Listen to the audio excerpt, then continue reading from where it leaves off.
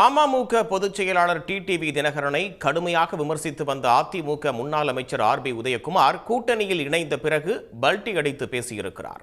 இதற்கு முன்பு டிடிவி தினகரனை மனநலம் பாதிக்கப்பட்டவர் என அழைத்து வந்த ஆர்பி உதயகுமார் தற்போது அவரை மக்கள் செல்வன் என்று புகழாரம் சூட்டியுள்ளார்.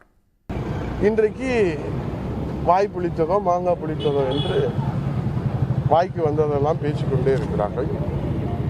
இந்த கிராமத்தில் சொல்லுவாங்க, என்ன தம்பி கிராமத்தில் சொல்லுவாங்க, உனக்கு என்னப்பா நீ பைத்தியம், எதை வேணாலும் பேசலாம் அப்படின்ற மாதிரி.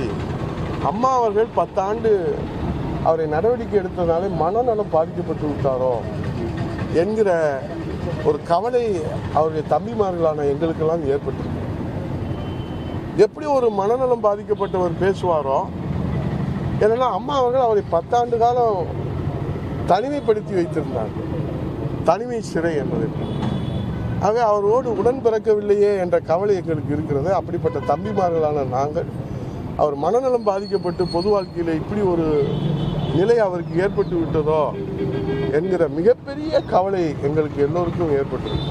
மக்கள் செல்வர் என்று அன்போடு அழைக்கக்கூடிய அம்மா மக்கள் முன்னேற்ற கழகத்தினுடைய பொதுச் செயலாளர் மக்கள் செல்வர் நம்முடைய மரியாதைக்குரிய அண்ணன் டிடிவி தினகரன் அவர்கள் புரட்சி தலைவர் எடப்பாடியாரை முதலமைச்சரின் அமர்த்துவோம். உடனுக்குடன் செய்திகளை தெரிந்து கொள்ள சன் நியூஸ் பெல் ஐகானை கிளிக் பண்ணுங்க.